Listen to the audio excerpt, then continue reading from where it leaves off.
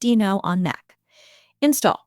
Run TypeScript. Install Deno with Homebrew first. It gives you the runtime as a single command. Verify with deno-dash version. You should see Deno, V8, and TypeScript versions together. Create a starter project with Deno in it. Deno generates enter the folder and lists the files. There is no node mod. The deno.json file includes a dev task, so you can run project command. Run TypeScript directly with Deno run. No transpiler, no. Deno task shows the built-in task runner from your config file. Deno check type checks the entry file before you ship it. Run deno fmt check to verify formatting.